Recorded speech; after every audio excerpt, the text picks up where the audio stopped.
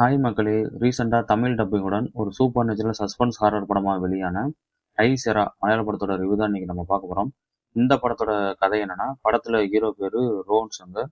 இவர் பேசிக்கலா பெரிய பணக்கார வீட்டு பையன். ஒரு நாள் இவருடைய எக்ஸ் கேர்ள் ஃப்ரெண்டு சூசைடு பண்ணிக்கிட்டாங்கிற நியூஸ் வந்து இவருக்கு வருது. அந்த பொண்ணோட ஃப்யூனலுக்காக ஃப்ரெண்ட கூட்டிட்டு அந்த பொண்ணோட வீட்டுக்கு வந்து போறாரு.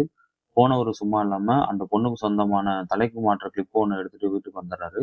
அன்னைக்கு ராத்திரி அவர் வாழ்க்கையில நம்பவே முடியாத பல அமானுஷ்ய சம்பவங்கள் வந்து நடக்கத் தொடங்குது.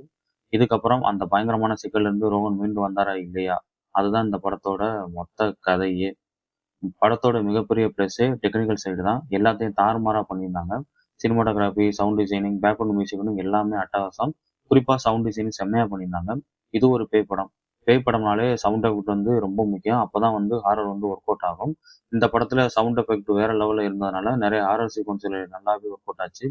தூக்கி போடுற அளவுக்கு அதிக ஹாரர் சீக்வன்ஸ் இல்லாட்டினாலும், கையால கண்ண மூடி பார்க்குற அளவுக்கான ஹாரர் சீன்கள் வந்து படத்துல நிறைய இருக்கு. படத்துல இன்ட்ரோல் பிளாக் இன்னொரு பெரிய ஹைலைட்னே சொல்லலாம். தரமான ஹாரரையும் ட்விஸ்டையும் வச்சு தெறிக்க விட்டுட்டாங்க. ஃபர்ஸ்ட் ஹாஃப் முழுக்க முழுக்க ஹாரர் மோட்லயும், செகண்ட் ஹாஃப் சஸ்பென்ஸ் கலந்த ஹாரர் மோட்லயும் படத்தை சூப்பரா கொண்டு போயிருந்தாங்க. பிரணவ் மோகன்லால் நடிப்பு இந்த படத்துல சிறப்பாவே இருந்தது. பயப்படக்கூடிய இடங்கள்ல அவரோட நடிப்பு இயல்பா நம்பகத்தன்மையோடவே இருந்துச்சுன்னே சொல்லலாம். படத்துல பிரச்சனை என்னன்னா, சில விஷயங்கள ரொம்ப ஈஸியா கணிக்கிற மாதிரியே இருந்துச்சு. அதனால கிளைமேக்ஸை எதிர்பார்த்த அளவுக்கு நம்மளால ரசிக்க முடியல. இடையில சில கேரக்டர்கள் எல்லாம் வந்து போறாங்க. ஆனா அவங்க யாரும் மனதில் நிக்கவும் இல்ல. அவங்க எந்த ஒரு தாக்கத்தையும் ஏற்படுத்தவும் இல்ல. கிளைமேக்ஸ்ல இன்னும் கொஞ்சம் ஹாரர் சீன்ஸை வச்சு மிரட்டியிருக்கலாம். அதுக்கான ஸ்கோப் இருந்தும் சும்மா எமோஷனலாவே முடிச்சுட்டாங்க. ஏன்னு தெரியல. மொத்தத்துல இந்த படம் எப்படி இருக்குதுன்னா, எந்த ஒரு எதிர்பார்ப்பும் இல்லாம வீட்ல நல்ல ஹோம் தியேட்டர் செட்டப்ல பார்த்தீங்கன்னா, கண்டிப்பா இந்த படம் பிடிக்க நெறைய வாய்ப்பு இருக்கு. பார்க்கணும்னு நினைக்கிறவங்க தாராளமா பார்த்து என்ஜாய் பண்ணுங்க.